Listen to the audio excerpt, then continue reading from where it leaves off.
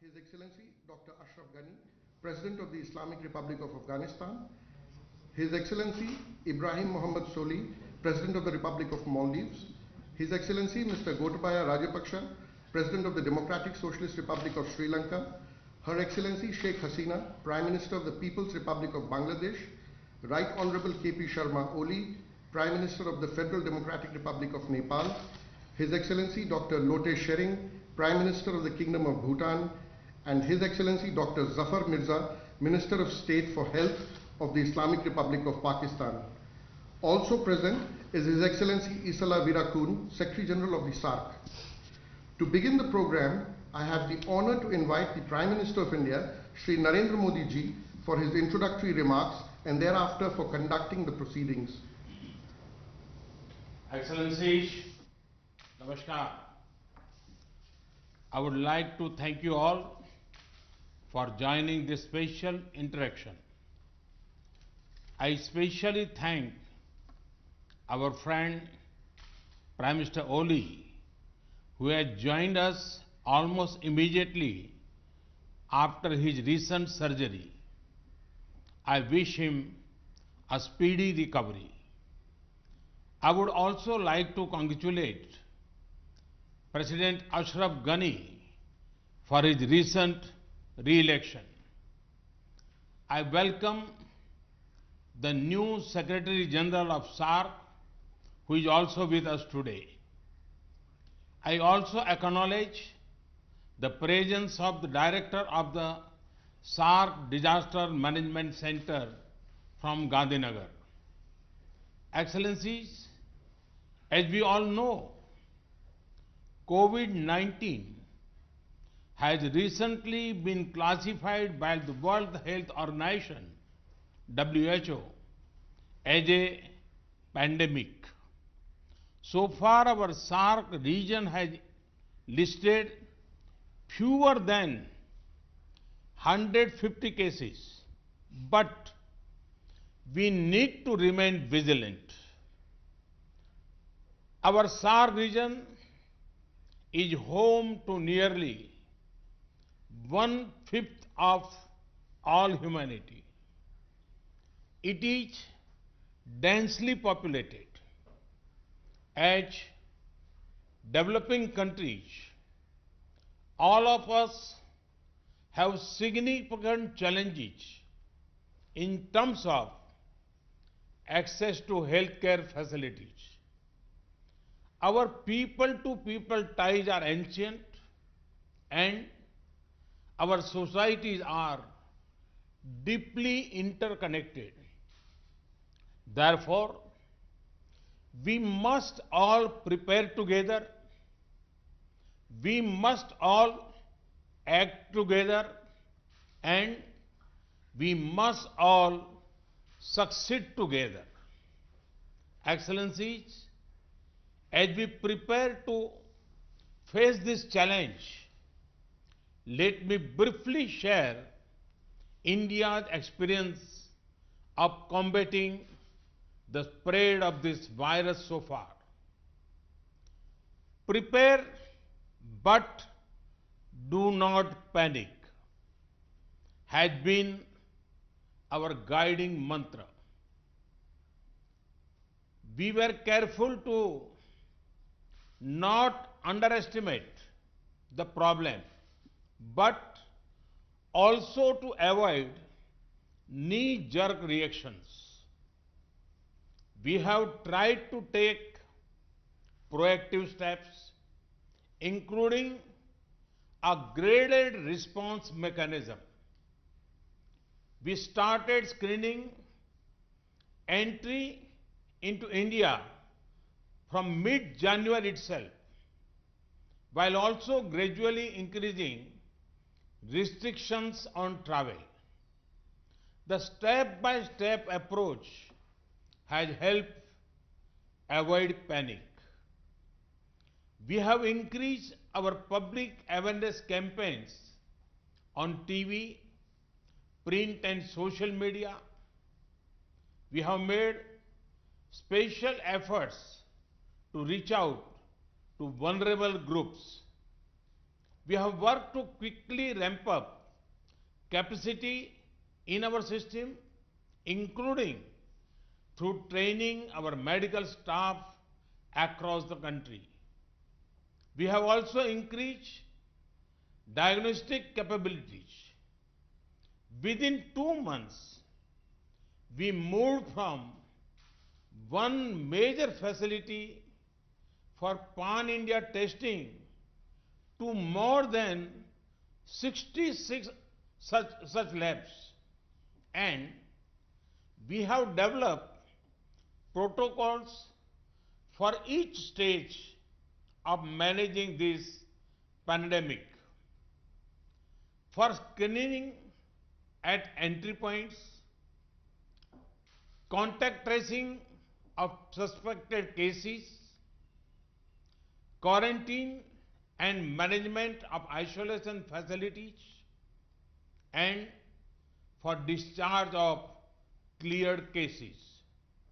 We also responded to the call of our people abroad. We evacuated nearly 1,400 Indians from different countries. We also similarly helped some of the citizens of our neighboring countries. We have now built a protocol for such evacuations, including carrying out testing by our mobile teams deployed abroad. We recognize that other countries would be also concerned about their citizens in India.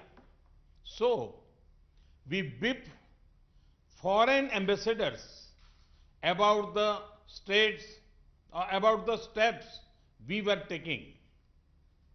Excellencies, we fully recognize that we are still in an unknown situation. We cannot predict with certainty how the situation will unfold despite our best efforts. You must also be facing similar concerns. This is why it would be most valuable for all of us to share our perspectives. I look forward to hearing your views. Thank you very much. I now request His Excellency President Ghani to share his thoughts with us.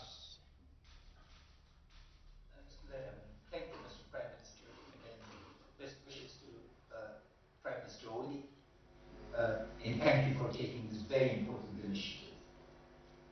All that is normal is disrupted, and all that seems solid is melting into thin air.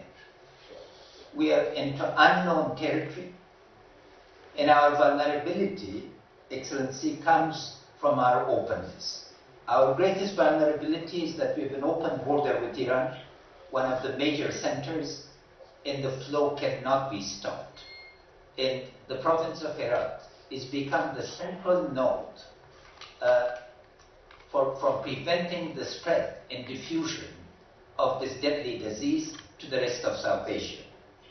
I have the following 5 proposals. 1, modeling of diffusion impacts and scenarios for management. Unless we model the diffusion, we will be facing assumptions from China or the United States or Iran are not suitable to our situation. I request the task force of SAARC to be able to do this.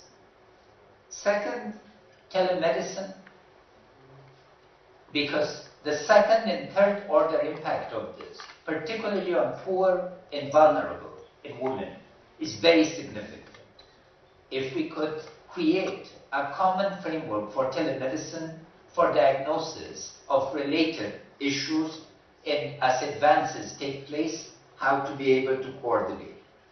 Third, As a landlocked country, which is simultaneously the heart of Asia, closing of borders where essential will result in significant problems regarding availability of medicine, food, and basic goods.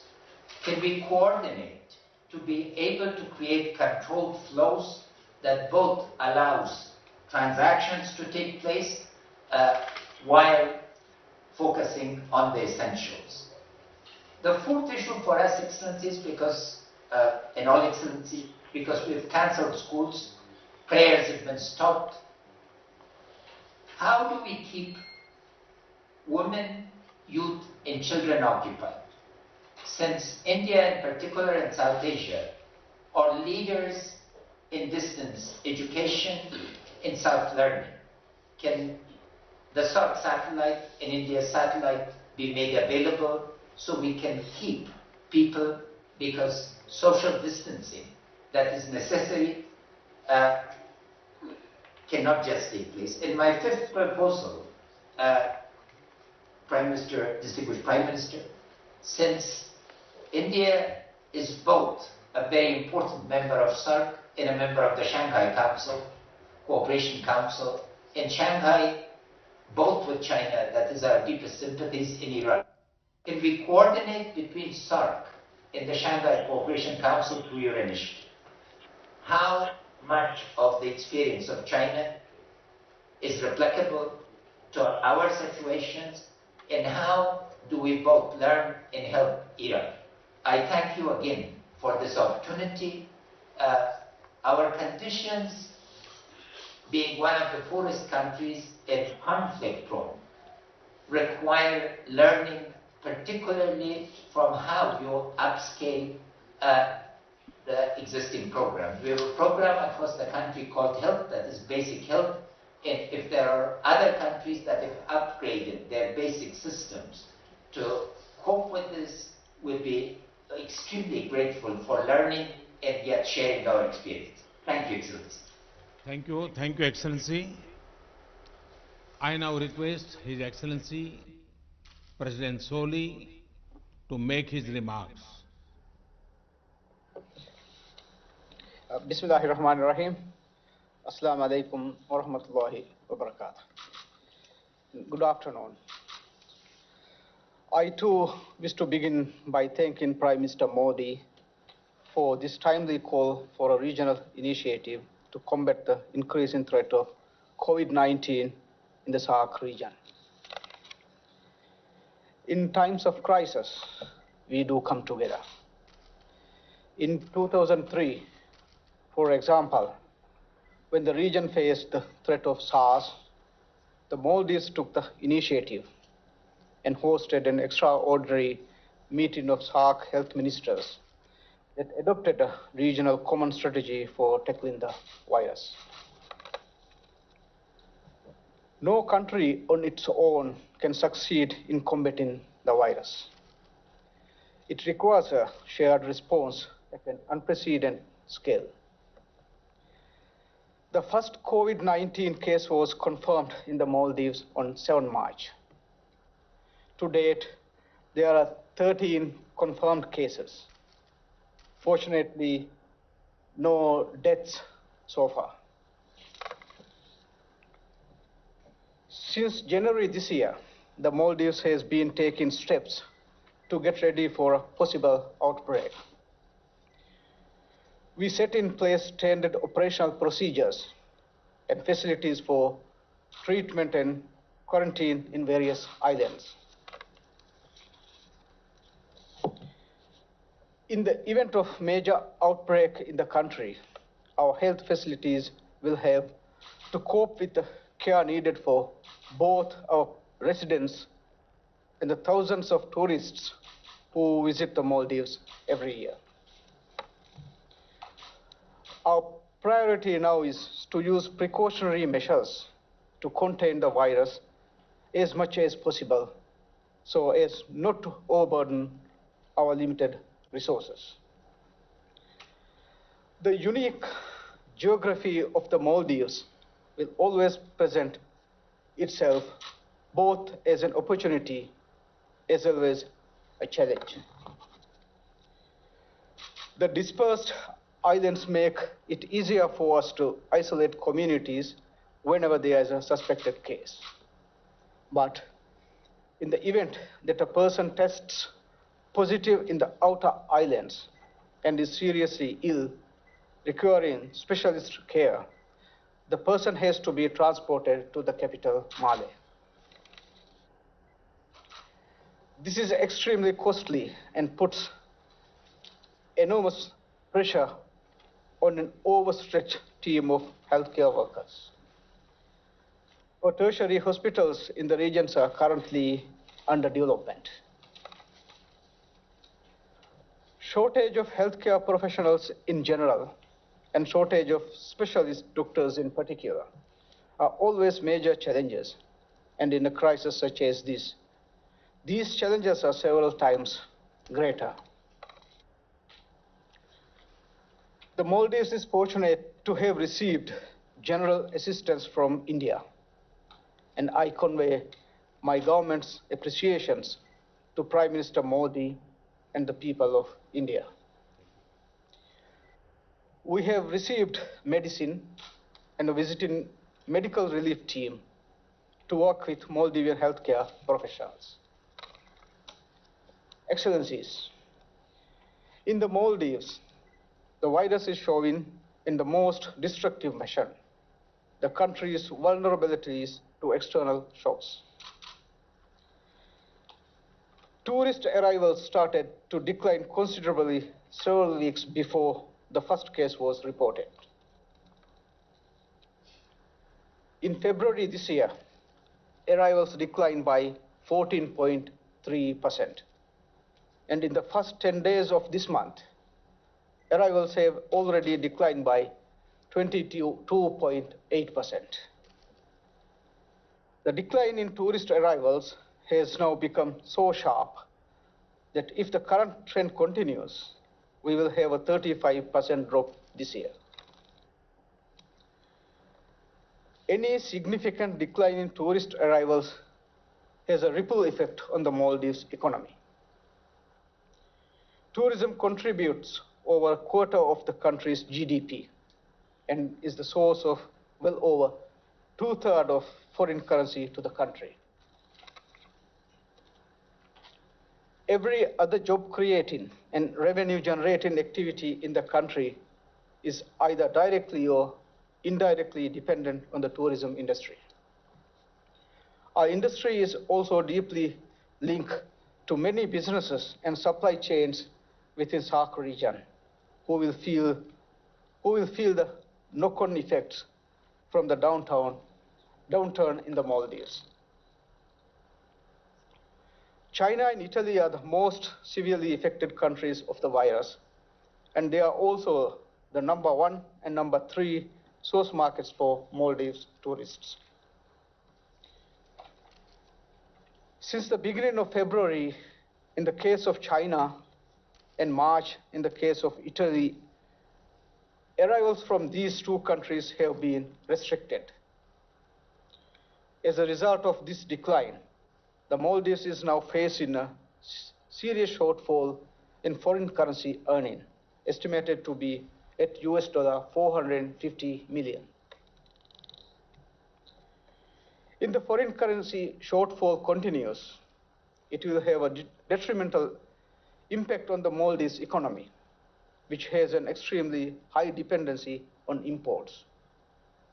The revenue and foreign currency shortfall are also seriously hampering the government's ability to respond to COVID-19 rapidly. The decline means serious shortage in total government revenue. Current estimates show that if tourist arrivals continue to decline, Maldives will be looking at a shortfall in government revenues between $135.9 million and $446.6 million this year. I am therefore in full agreement with Prime Minister Modi on the need to formulate a comprehensive regional strategy. Such a strategy should, we believe, comprise three key elements. First, we should create space for closer cooperation between the health emergency agencies to ensure that the countries in SAARC have unhindered exchanges of information about the virus and best practices. Second, there is a profound need to formulate an economic relief package targeted to the affected countries. Third, a comprehensive regional strategy to fight COVID-19 should include a long-term recovery plan for the region. I will be happy to speak further on these elements in the discussions. Thank you, Prime Minister Modi. Thank you, Excellency. Now I request His Excellency President Rajapaksa to share his thoughts.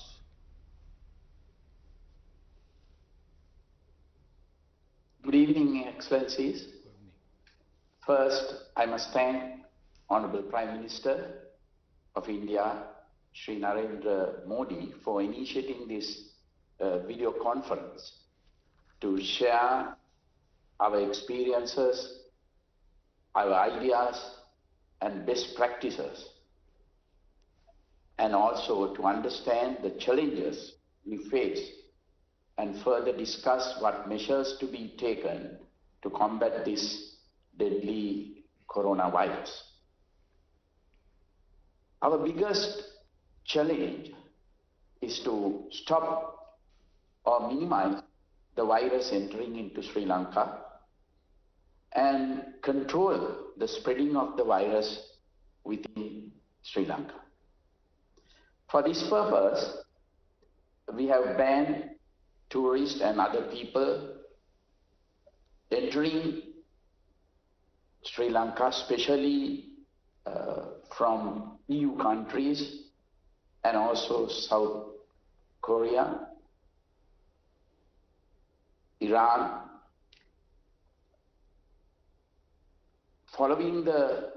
We did this following the guidelines and statistics relating to the spread of the virus issued by the World Health Organization. We have also taken steps because we have a large number of Sri Lankans working especially in Italy and South Korea. We cannot stop our Sri Lankans coming back to their home country. We have therefore taken all steps to subject those returning to Sri Lanka to a 14-day quarantine period in selected quarantine centers. As it is important to restrict social gatherings, we have advanced the usual April school holidays to commence from 11th March. Further, we have closed all universities and other educational institutes, also with the aim of minimizing social interaction. Our first case was reported in Sri Lanka, was a Chinese lady tourist who since has been cured and already left Sri Lanka. The first Sri Lankan to be infected was a tour guide who had contracted the virus from a few Italian tourists who have already left the country. At present, we have 11 cases being treated in the hospital. There have been no deaths reported so far. We have a specialized infectious diseases hospital, IDH, close to the city, Colombo, with intensive care facilities. This hospital has successfully treated even the first case reported. In all other hospitals designated to treat any suspected cases or coronavirus cases, proper personal protective equipment is used. We have also requested those who show flu symptoms to seek urgent medical attention and also self-quarantine themselves. Close associates of these persons showing any flu symptoms have also been strongly advised to be subject to self-quarantine. The area police and the public health inspectors are closely monitoring the progress of the suspected patients. Public health inspectors undertake daily visits to check on these persons who are self-quarantined.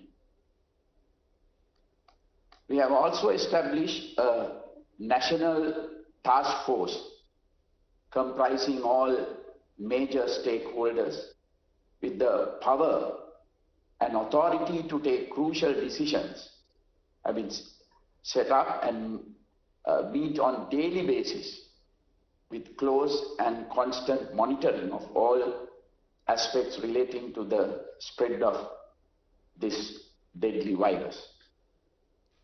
A 24/7 office with hotlines has been established to coordinate all activities related to battling the spread of the virus, quarantine and testing and treatment of suspected and confirmed cases.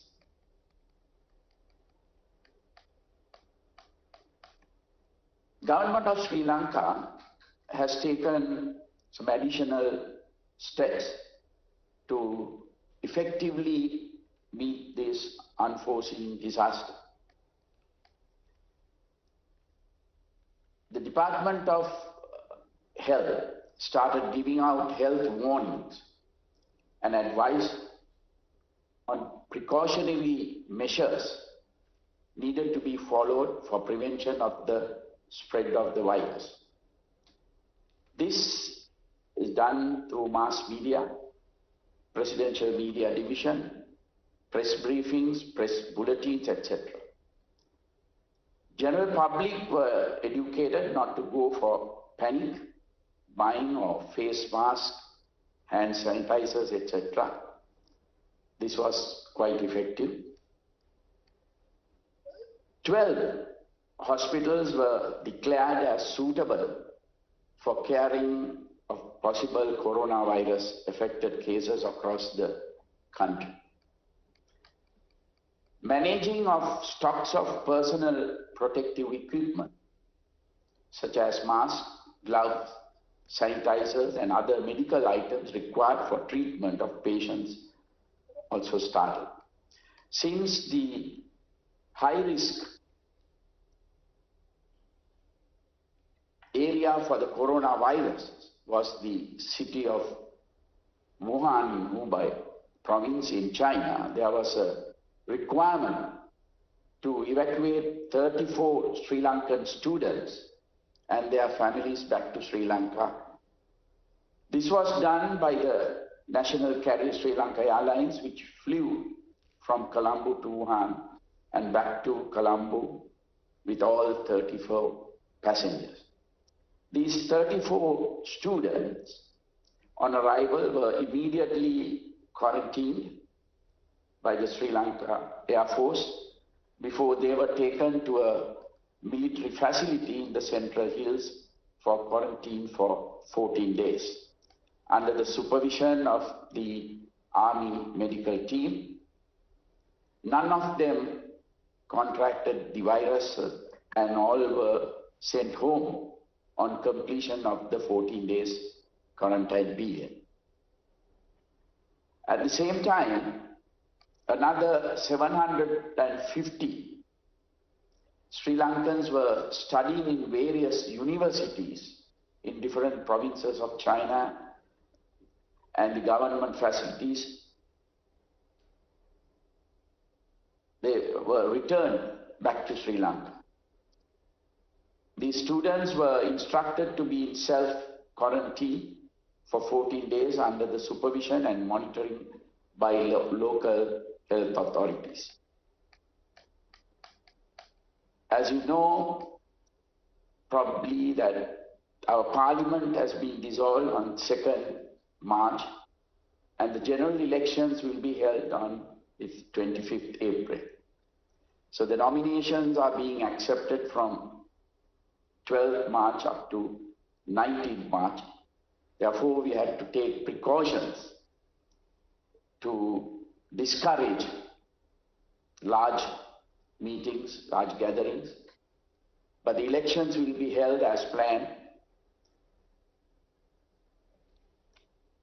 When the World Health Organization, WHO, declared COVID-19 as pandemic and indicated that fundamental public health interventions can still limit the spread of the virus and drive down cases even where it was transmitting widely.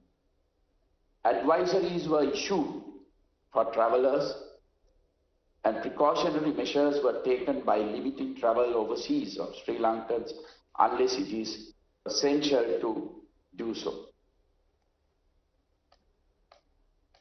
Almost all major sporting events, international conferences, meetings, large gatherings have been postponed or cancelled. All schools, universities and other educational establishments, including preschools throughout the country, has been closed for particular periods ranging from 2 weeks to 6 weeks.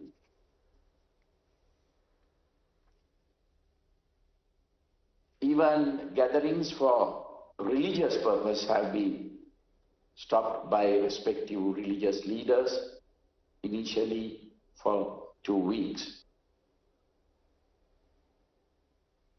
Also, issuance of on-arrival visas has been suspended for all countries. Travel advisories sent to airlines not to uplift passengers from several countries, mostly from EU countries. Travel advisories also sent that any passenger coming from countries which we have defined will be quarantined for 14 days in Sri Lanka. Sanitizing of public transport also commenced from 2 days back. So because of these reasons, our economy has taken a severe blow due to the coronavirus, particularly in tourism. Most of our tourists are from Italy, Germany and other EU countries. And now there is a ban on their coming. Our tourist industry was just recovering after last year's April 21st terrorist attack. Our exports are also adversely affected. Therefore, I strongly recommend the SAARC leaders to formulate a mechanism to assist our economies to tide over this very difficult period. I also wish to recommend that a SAARC ministerial level group be established to discuss, share best practices and coordinate regional matters on combating coronavirus. Thank you, Excellencies. Thank you, Excellency. I now call upon Her Excellency Prime Minister Sheikh Hasina to share her thoughts. Thank you very much. Good afternoon to all the SAARC leaders. First of all, I thank Prime Minister Modi for taking this initiative. I also thanks for bringing and hosting 23 of our students from Wuhan along with Indian students during the quarantine period. We need to devise a strong SAARC-wide strategy to fight this public health threat and to protect our citizens. We successfully prevented entry of the virus through strong surveillance and rigorous checkup at all international airports, sea ports, and land ports. As of now, we had only 3 COVID-19 imported cases. They have already recovered. There are 2 new imported cases from Europe.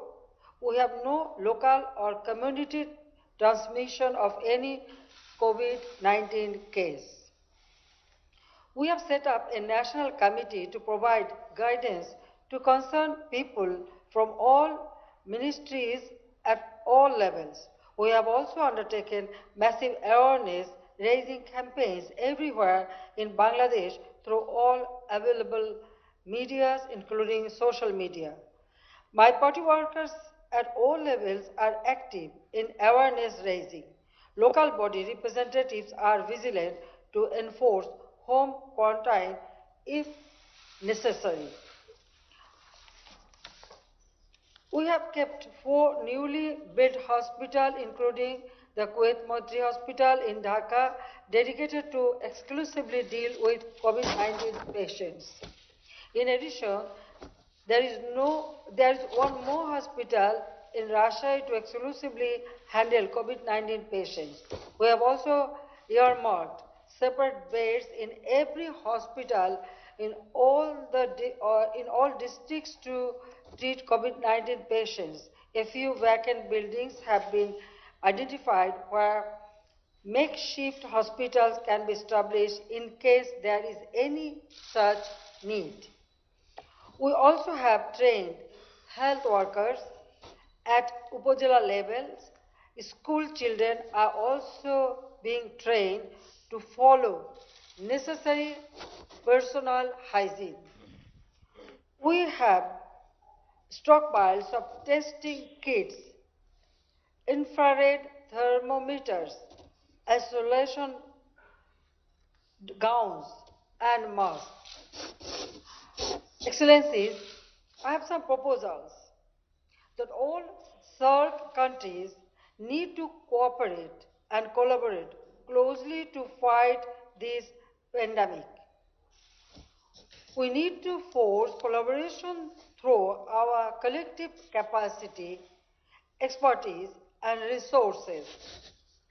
We are ready to share our capacity and expertise as well as the best practice with the SAARC countries, including providing logistic support if required. To continue this dialogue at technical level, our health ministers, health secretaries, and relevant health experts can also have this kind of video conferences to discuss specific areas of cooperation. WHO Southeast Asia Regional Director may be invited to these video conferences. We believe it is extremely important to establish an institution to prevent and fight against any public health threats in South Asian region in future. In our SAARC Charter, it is already there about the healthcare. So we can work together for future, and in future any problem arise, we can work together and we can exchange or share our experience. And Bangladesh will be happy to host such institution if you all kindly agree. Excellency, I really thank you very much, especially Prime Minister Modi, to take the initiative, and also I appreciate that after a long time all the SAARC leaders get together. So it's a very crucial time for all of us. So we have to think about our people's goodwill. So I hope that this will show a new dimension or path to help our peoples of all our country and all the region. Thank you very much. Thank you, Excellency. I now request His Excellency Prime Minister Oli to make his remarks.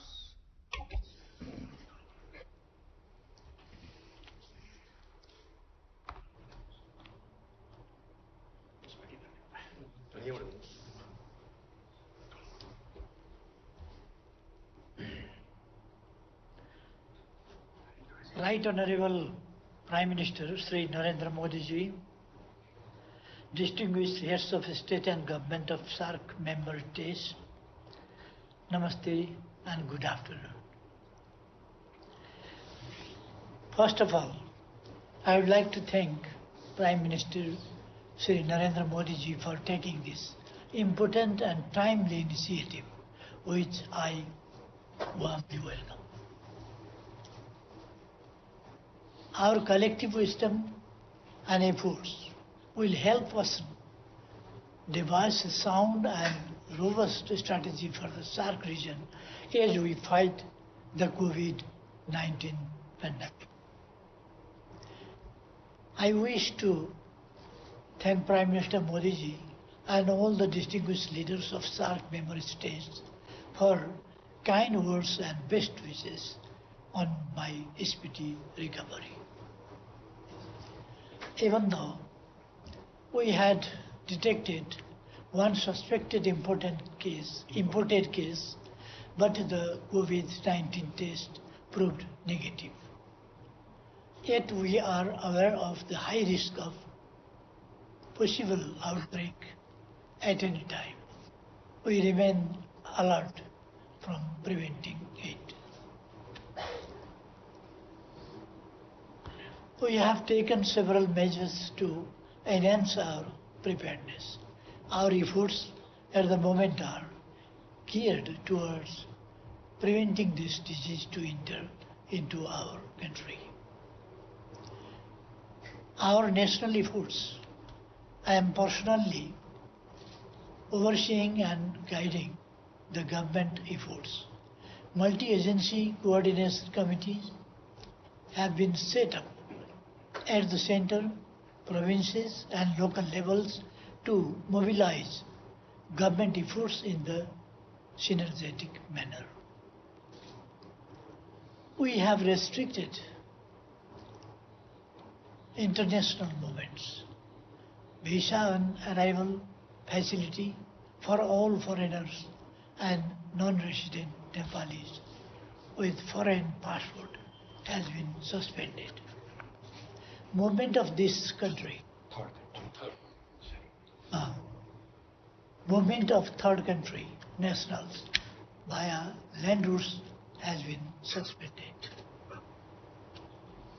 Swab test PRC health certificate is made mandatory to obtain visa from Nepali missions abroad for essential travels to Nepal. We have suspended issuance of work permit for Nepali nationals for overseas employment. International passengers are required to go through the screening process at the health desk at the international airport. There are provisions for self-quarantine for certain categories of travelers. We are strengthening quarantine facilities in all provinces, hospitals, and arranged isolation wards and intensive wards for treatment.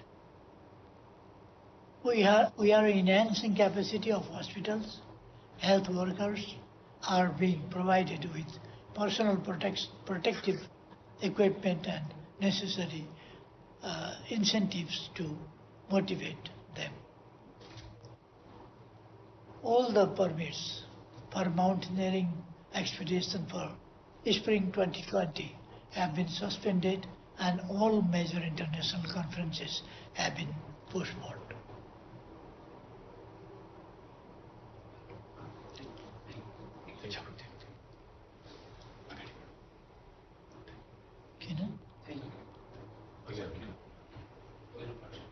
Okay. Thank you very much. Thank you, Excellency.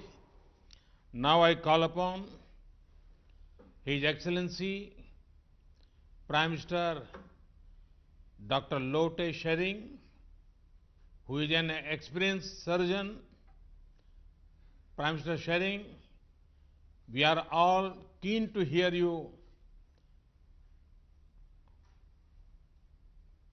Please.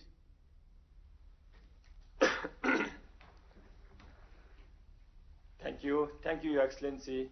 Before I start, I would like to take this opportunity to convey my King's greetings to all the heads of the states and heads of the governments here. As we speak, my King is out of the capital. He is in the district places, ensuring healthcare services, ensuring COVID-19 surveillance system, and trying to motivate our healthcare services and service providers, as well as asking all the people of Bhutan to be on the same page when this pandemic strikes Bhutan. So with this, I also would like to take this opportunity to express my King's greetings and greetings of all of us to Prime Minister Oli for his speedy recovery.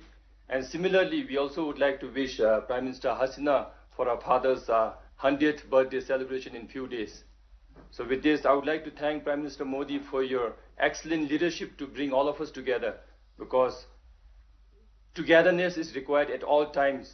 But when the whole world is fighting one common disease that we cannot see with our naked eyes, I think it's very important that all of us come together and leave behind our differences. And number two, I think it is very important that we communicate very clearly on this. Communicate between all the leaders of the world, communicate between central government with local government, communicate with the health planners and the people of the nations. So I think this is very timely, and I would like to thank Prime Minister Modi ji for your excellent leadership on this. To tell my colleagues on the experience of Bhutan on the lone COVID-19 positive that we had, it was the 5th of this month, last 5th of March evening, we had one lone imported case, a Bhutan lover, a Bhutan visitor who wanted to visit Bhutan, came to Bhutan, and then on the 3rd day of his visit, he showed some very abnormal signs, symptoms, and then on suspicion, we found out that he was COVID-19 positive by evening. Yet we wanted to confirm it, and the confirmatory test came just before midnight, around 11:30 p.m. By then, our health officials had all gathered in the ministry. Even my King also came to the ministry, and we all started because we knew that we had the first confirmed positive case. So throughout the night, we worked very hard. Our surveillance system that was already in place was initiated, activated overnight, and starting midnight till 7 a.m. the coming morning, that is 6th of March, we managed to trace the whole path of the first positive case. We managed to identify all the 48 primary contacts. We managed to send all the contact tracers and surveillance team to their respective places and inform them of the importance of house quarantine that first morning. And then as the day unfolded, we managed to pull them out and bring them to the formally identified quarantine facilities.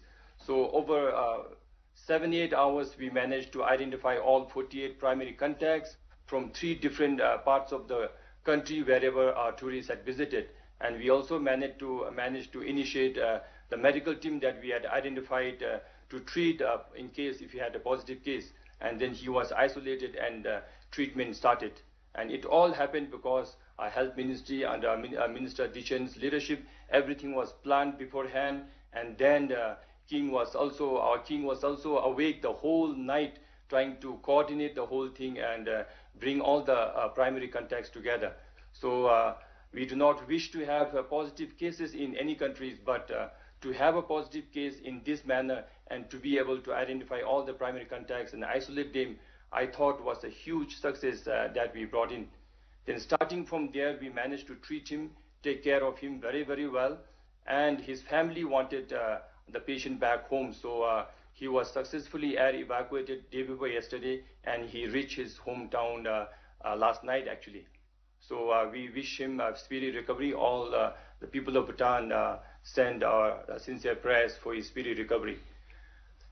But the fact is, since as we all know, and as all the heads of the country shared here, this is our uphill task, because we really don't see our enemy. This pandemic that is challenging all of us do not follow geographical boundaries. That's why, as I said, it's very important for all of us to be on the same page. And as we all know that it affects the elderly people, and it affects more people with comorbid conditions. So similarly, the aftermath of this disease will also affect the smaller and vulnerable economies more hardly than the better ones. So we are equally concerned that as we fight and as we try to contain this disease, we are also concerned about the economic outcomes of this disease. So therefore, I would like to support all the proposals that were made before me, and also to be very, very sure that we all will share our limited resources that we have, share the technologies that we have, and also to have frequent such meetings, so that with the changes in time and with the changes of the demand of this pandemic, we also come and regroup ourselves. And I also would like to propose that we must have a similar cooperation in economic get up on this issue, because all the smaller economies are disproportionately hit. So with this, I'm sure my other colleagues will have a lot of points to share, and I also would like to contribute as the discussion goes on. So as of now, I would like to thank all the heads of the states and heads of the countries and governments, as well as Prime Minister Modi, for your initiative. Thank you very much. Thank you, Excellency. Now I call upon His Excellency Dr. Jafar Mirza, who also has medical experience, to share his thoughts.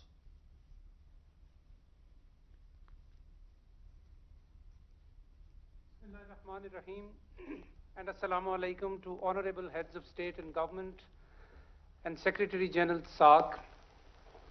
First of all, I would like to wish good health to His Excellency Prime Minister of Nepal. Your Excellencies, the COVID-19 pandemic is one of the most serious global health emergencies witnessed in the last 100 years. At the same time, when it has been characterized as a global pandemic, it is deemed controllable as well, provided timely and appropriate public health measures are put in place.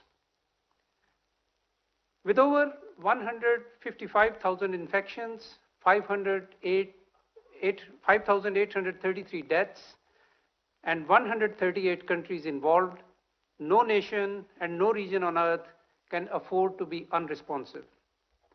Least of all SAARC, which is home to 1/5 of the humanity, several of the world's largest megacities, and many of the most densely populated regions.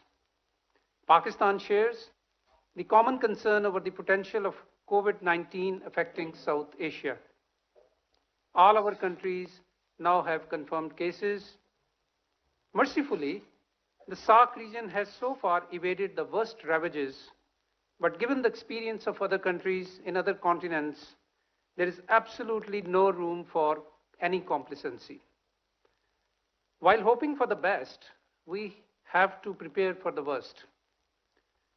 The World Health Organization's four-pronged advice offers a reasonable way forward, namely, A, prevent, B, detect, C, respond, and also D, conduct research and innovation along the way. Excellencies, Pakistan has been involved in containment efforts right from the outset of the outbreak. We have been alert to the dangers and have put in place appropriate public health measures and developed required protocols and guidelines for the safety of our people. We have been matching our measures to real-time risk assessments. While we have stressed the need for prevention and caution, we have strongly advised against panic. A calm, calculated, and deliberate response is the need of the hour.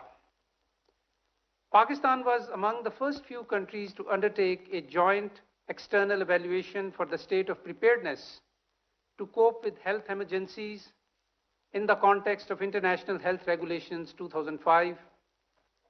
In close collaboration with World Health Organization, we have been taking steps to appropriately restrict movement to and from the affected countries, regulate for flights, institute health screening measures at entry points by member states, and establish quarantine/isolation facilities.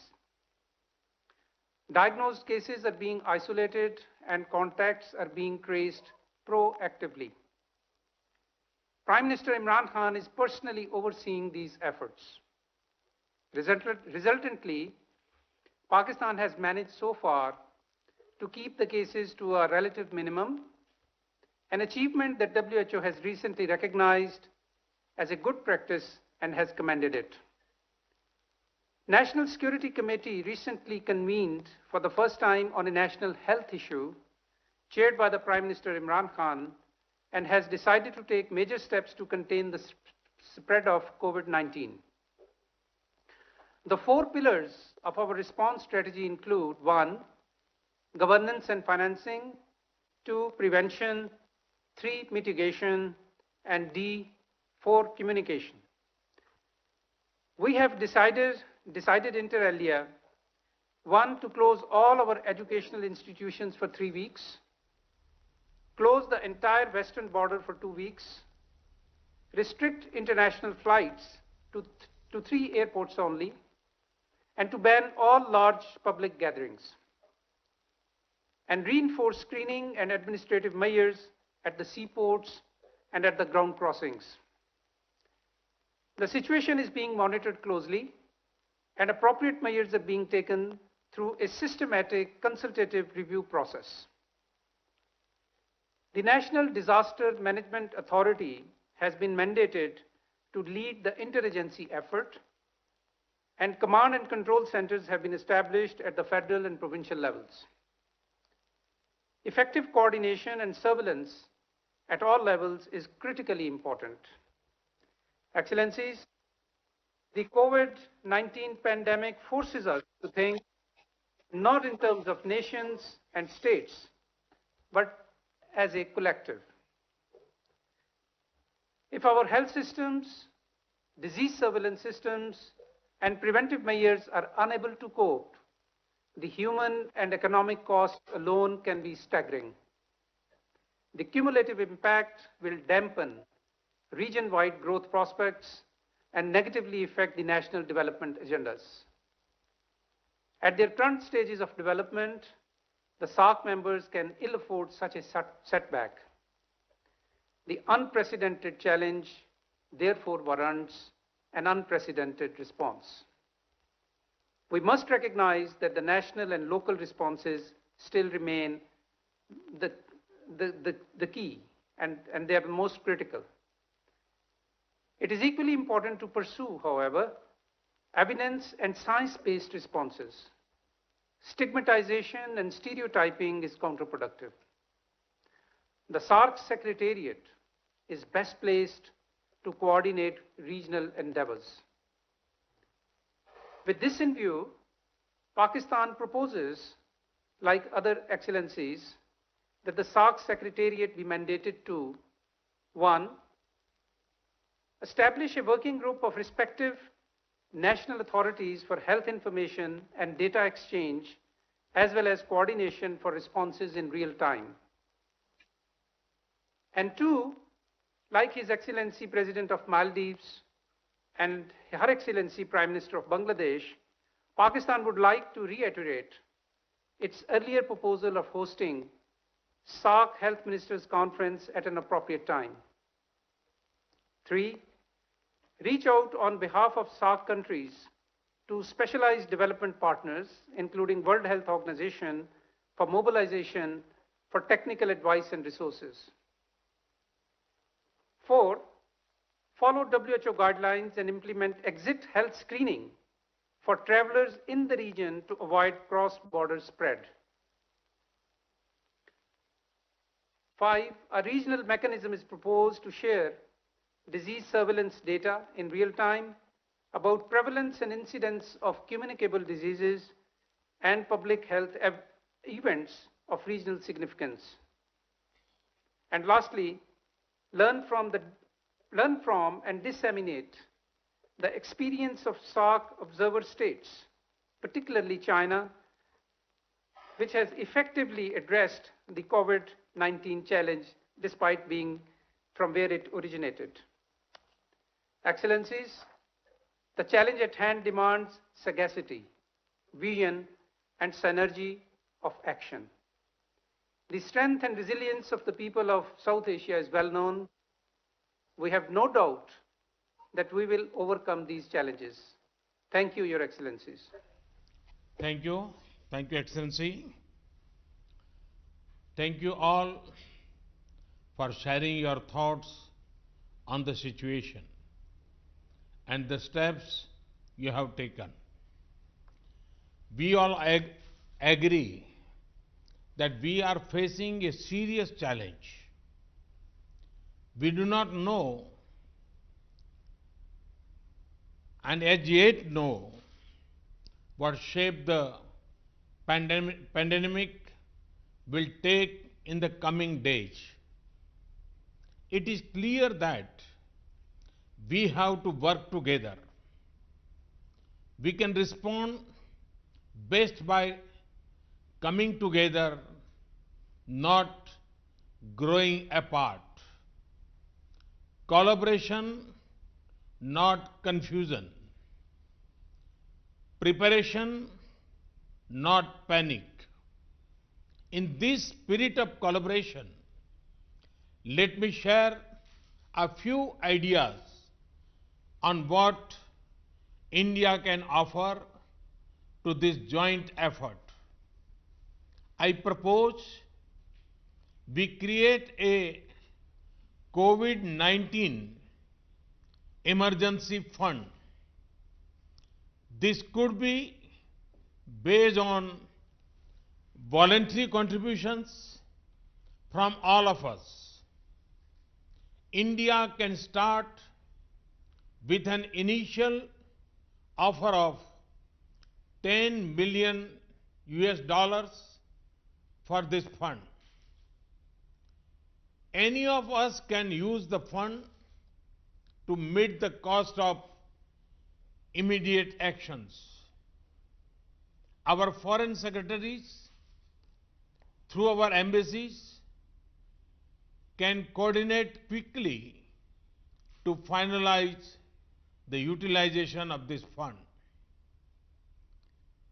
We are assembling a rapid response team of doctors and specialists in India, along with testing kits and other equipment. They will be on standby to be placed at your disposal if required. We can also quickly arrange online training capsules for your emergency response teams. This will be based on the model we have used in our own country to raise the capacity of all our emergency staff. We had set up an integrated disease surveillance portal to better trace possible virus carriers and the people they contacted. We could share this disease surveillance software with SAARC partners and training on using this. Let us also use existing facilities like the SAARC Disaster Management Center to pull in the best practices among all of us. Looking ahead, we could create a common research platform to coordinate research on controlling epidemic disease within our South Asian region. the Indian Council of Medical Research can offer help coordinating such an exercise. We can also ask our experts to brainstorm on the longer-term economic consequences of COVID-19 and how we can insulate our internal trade and our local value chains from its impact. Finally, this is not the first nor the last such pandemic that will affect us. We can also ask our experts to brainstorm on the longer-term economic consequences of COVID-19 and how we can insulate our internal trade and our local value chains from its impact. This can help to prevent such infections from spreading across our region and allows us to keep our internal movements free. I call upon His Excellency President Ghani to share his thoughts. Well, thank you, Mr. Prime Minister. Thank you, all heads of state and government, and Dr. Mirza. The number of cases in Afghanistan is 16. No deaths, and as of yet, they're in 5 provinces. But the case I make is the following. Our refugees from Iran are being sent back in droves. I would like to make the case that dealing with this flow in the Herat province, 3 provinces, particularly Herat, Nimroz and Farah, is a regional challenge, because thousands of people are coming from an infected area in the period in which the incubation takes place and the detection takes place. So we would like to offer, particularly the Herat province, where we're making major efforts, as a model. In terms of organization, our National Security Council I have chaired a number of times, and we've created a task force under the Vice President in all the provinces. We are reorganizing our budget, etc. But let me welcome your initiative. We would like to be delighted to contribute to this voluntary fund. But the phases, Mr. Prime Minister, we would suggest we need to think about the next 6 months as one period where the pandemic is likely to unfold. Thank God weather is going towards warming, and it's shown that there are negative consequences. But the vaccine is not likely to develop sooner than a year or to 18 months. During this period, whatever we can do in the way of prevention is necessary, but the second and third order consequences of this on our social fabric, on our economic transactions, and others really requires thinking through. The impact on poverty, which all of us, and you, Mr. Prime Minister, has taken such a leading role in this, is likely to be negative. So how do we think through in ways to be able to protect the most poor and the most vulnerable? Because of that, we welcome very much your task force and ways of collaboration in return to this issue of being able to deal with. The third order issue is, while all these measures, and we've resorted to control of borders, the disruptive impact of this, what are ways to be able to generate economic transactions and activities? And here again, there is need for considerable thinking. We would like to support the meetings by video conference, in the ministerial level, we would like to thank the Secretariat for their vital role. But the most important issue is that both pandemics, and particularly climate change, are upon us, and without SAARC coordinating as such, our vulnerability will increase. Once again, Mr. Prime Minister, let me thank you for convening this meeting and for the follow-up actions, and we would always be ready and willing to collaborate and to welcome coordination, learn from the best practice, and contribute to it as this global crisis unfolds. Thank you, Excellency. I request His Excellency President Soli to make his remarks. Thank you, Prime Minister. First of all, I welcome Prime Minister Modi's proposal, especially on preparation and longer-term economic recovery, and to form a COVID-19 emergency fund. As I mentioned in my opening remarks, we believe that a common approach should address the following challenges. First, to ensure rapid response and sharing of experience and expertise. We should create space for closer cooperation between the health emergency agencies to ensure that the countries in SAARC have unhindered exchanges of information about the virus and best practices. The Maldives has already received technical and material support from India, as I have highlighted earlier. I would also like to thank the government of India for evacuating 9 Maldivians from Wuhan. It is time that bilateral cooperation of that nature be expanded to regional level where every country would benefit. There is a profound need to formulate an economic relief package targeted to the affected countries. In the case of the Maldives, such a package would include budget support to fill the significant shortfall in revenue gap that I mentioned earlier. Third, it is always good to plan ahead to ensure quick and sustainable recovery after the pandemic. So we believe that we should start discussing a long-term recovery plan for the region.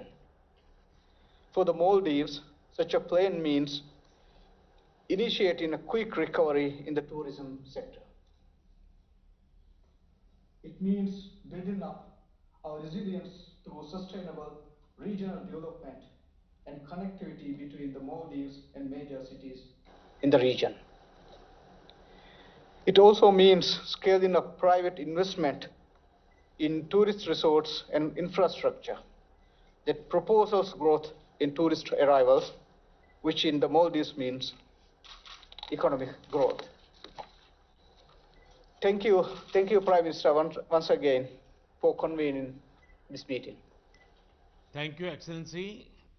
I now request His Excellency President Rajpaksha to share his thoughts.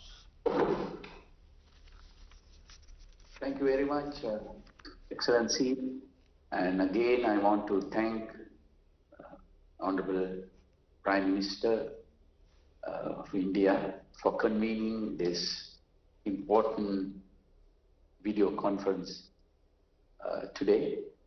And we learned a lot of lessons from all the participants, and I thank all the heads of state for sharing their experiences and also good practices.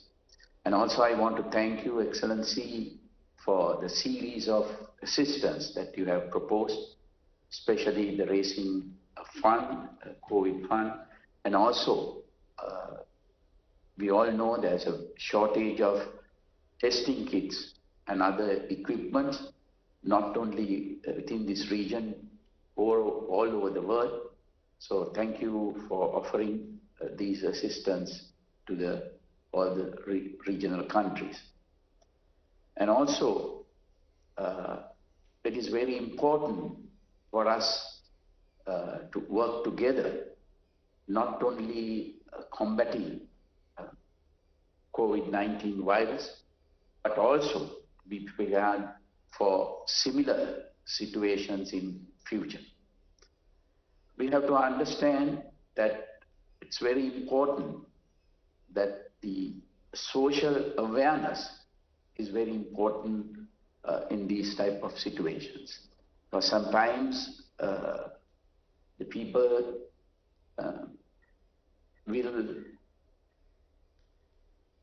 sometimes we have to take steps that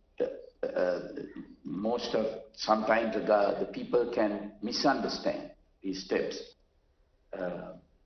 Therefore, I think it is very important to all the time educate the citizen of the steps that we have to take for to prevent this type of situation. At the same time, it is important to control rumors, and also that will lead to panic. It is important to control our borders. That is the major steps that we have to take.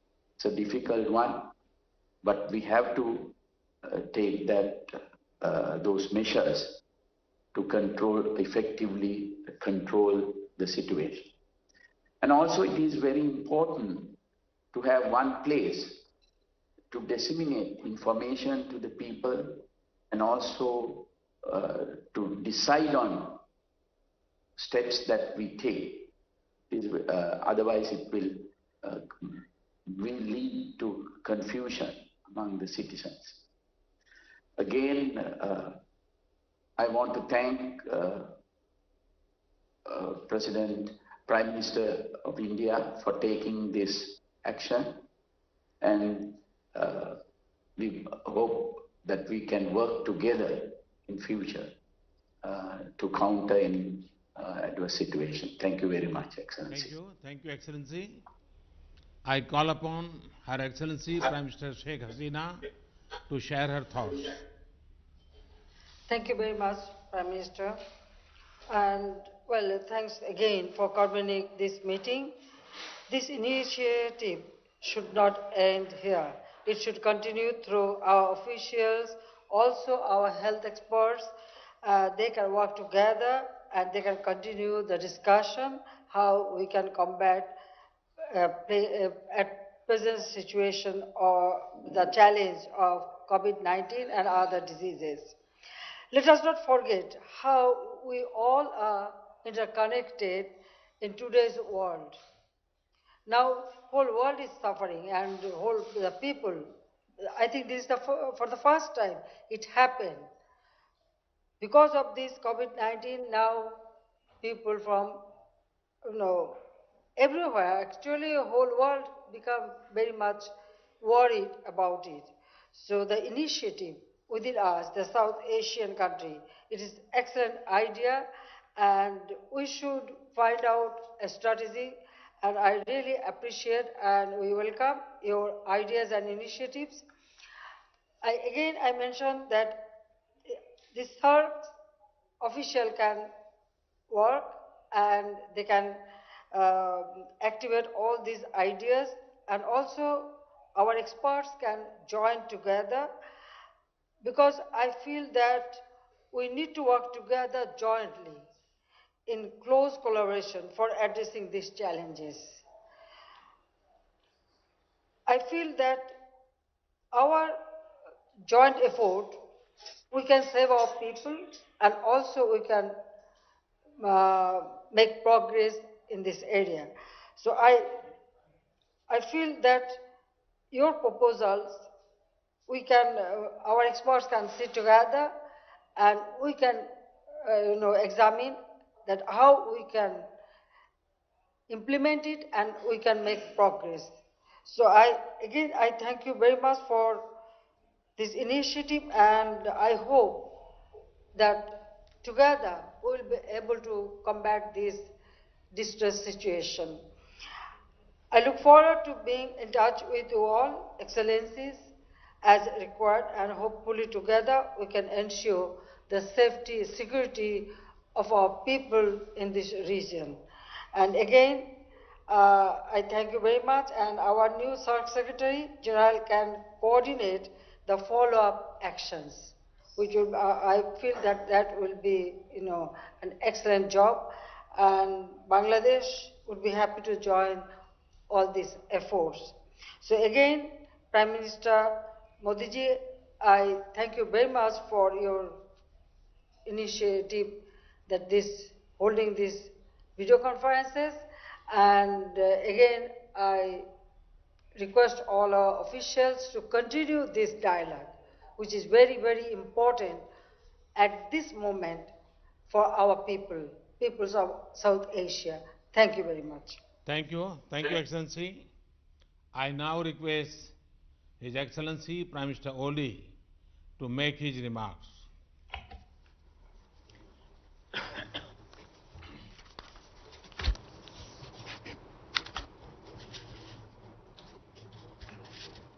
Thank you, Excellency Narendra Modi ji, the Prime Minister of India. Our region is at high risk of COVID-19. The epidemic knows no boundary, no nationality, and no region. Therefore, we need to devise ways to combat this pandemic collectively. It is a common challenge and it demands common efforts. First thing is awareness creation. Community-based organizations and medical and non-medical volunteers could be mobilized in raising awareness and supporting government agencies. We have to appeal to our people to avoid non-essential foreign travels and to avoid attending mass gatherings and other large-scale events. Our region is rich in traditional medicine. We have to encourage our people to use this asset for the prevention and treatment of this disease. Our way of greeting people with namaste rather than shaking hands can avoid potential threat of human-to-human transmission of this virus. I believe that our region holds a good stock of emergency medical supplies, well-trained medical professionals and laboratory facilities. These would be deployed at the call of any member state of SAARC in urgent need. The hospitals in the bordering areas could also be utilized for the screening as well as treating infected patients coming from across the border. We may encourage hospitals, medical centers, research institutions, and health workers in the region to build a good network for sharing experiences, research findings, and best practices in critical areas associated with the prevention and treatment of this deadly disease. We need to ensure a smooth supply of essential medicine, equipment, and sanitary materials in the region. We may think of developing a SAARC-level mechanism to deal with critical health issues such as this. Establishment of a SAARC emergency medical center supported by a strong funding mechanism would be desirable. In this regard, I welcome Your Excellency Modi's proposal and India's contribution. Nepal will also join soon in this fund. The economic cost of this pandemic is yet to be assessed. I am sure it is going to cost all of us dearly if it is prolonged. Regional discussion on reviving our economies and supporting each other through providing easy access, establishing value chains and promoting intra-regional trade, investment, tourism and connectivity would be critically important. Thank you, Prime Minister Shri Narendra Modi ji. Thank you, Excellency. Now I call upon His Excellency Prime Minister Dr. Lote Tshering to share his thoughts.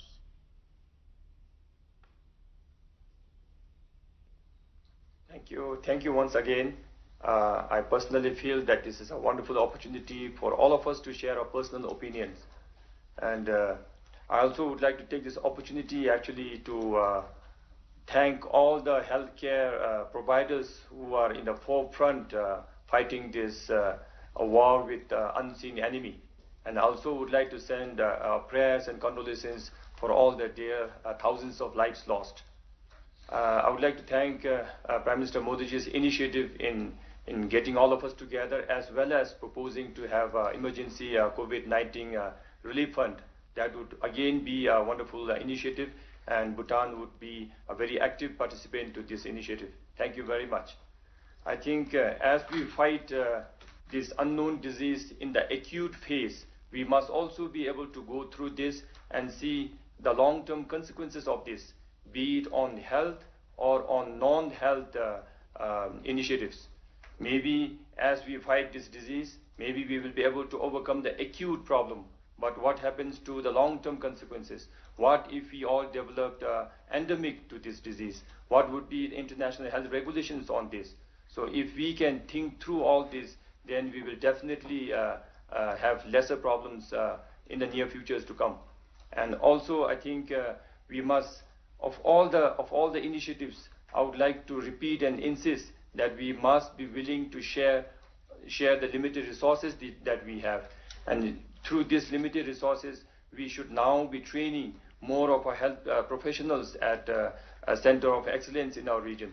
So with this, again, as we unfold, I would like to propose that we meet again, and as Prime Minister Modi ji proposed, that we also have a relief fund, and like my other friends shared, I think we should have a common consensus today that let our health ministers have a forum on this, and then through the SAARC Secretariat, they must come up with the SOP on this proposal. So with this, I thank all the leaders here, and I thank Prime Minister Modi ji for taking all this trouble to convene and give us the opportunity to share our feelings. Thank you very much. Thank you, Excellency. Now I call upon His Excellency Dr. Zafar Mirza to share his thoughts. Thank you, Your Excellency, Prime Minister Modi, and thank you for your suggestions. I think it has been a constructive and insightful discussion that we had today, and I hope that we can keep up the momentum. And I think that it is important that in SAARC countries we give public health a chance to bring us together.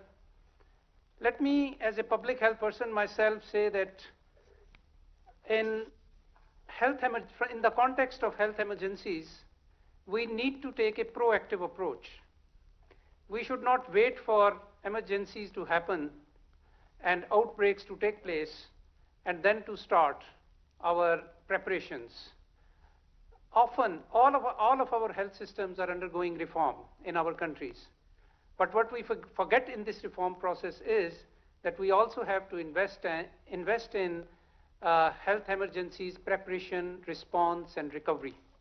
So if we need to take a proactive approach there, and that's what we are now doing in Pakistan. I would also like to mention that the SAARC region generally remains a least integrated region in the world. I'm stating the obvious. The last SAARC summit was held in Nepal in 2014, and our health surveillance mechanisms are fragmented, and necessary regional cooperation and coordination mechanisms are largely conspicuous by their absence. We believe that SAARC Secretariat does provide us that platform which can bring us together, and we believe that we need to use this platform as a platform for pooling of resources of all kinds, including technical expertise, national experiences, and even financing, which can be used by all the members of the SAARC region. Your Excellencies, I would also like to mention that we hope that during this COVID emergency, our member countries will provide access to emergency assistance to all our regions in our countries, because equity in health is a fundamental principle of public health. In this regard, let me say that it is a matter of concern that COVID-19 has been reported from Indian-occupied Jammu and Kashmir. And in view of the health emergency, it is imperative that all lockdown in the disputed territory must be lifted immediately. Opening up communications and movement would facilitate dissemination of information, allow distribution of medical supplies, and enable containment and relief efforts to proceed unimpeded. Lastly, I would like to also address the point that His Excellency President Ghani made, and we understand his concern about the border crossings and their closure. I want to reassure him that we have done this for temporarily so that we can reinforce our point of entries and land crossings, and this is exactly in the light of the WHO guidelines and the steps being implemented by regional states to contain the spread of the virus. This is a temporary measure. I assure you, Pakistan remains cognizant of Afghanistan's needs and requirements, and I assure you that the essential supplies, including food and medicine, will be allowed through as the requisite surveillance and screening mechanisms are put in place. I thank you very much. Excellencies, thank you once again for your time and your ideas. We have had a very productive and constructive discussion today. We all agree that evolving a common strategy is critical to handling such challenges. And we agreed to find cooperative solutions. We will share knowledge, best practices, capacities, and where possible, resources. Some partners have made specific requests, including about medicine and equipment. My team has taken careful note of this. Let me assure you that we will do our best for our neighbors. Let us ask our officials to maintain close contact and develop a common strategy in the spirit of partnership and working together. Let us identify nodal experts from each of our countries, and they can have a similar video conference 1 week from now to follow up on our discussions today. Excellencies, we have to fight this battle together, and we have to win it together. Our neighborhood collaboration should be a model for the world. Let me conclude by wishing all our citizens good health and success in our united efforts to tackle this pandemic in our region. Thank you. Thank you very much. And namaste. Excellencies, this brings us to the close of this SAARC Leaders Video Conference on combating COVID-19 pandemic. I would like to thank all our distinguished guests for joining us this evening. Thank you and namaskar.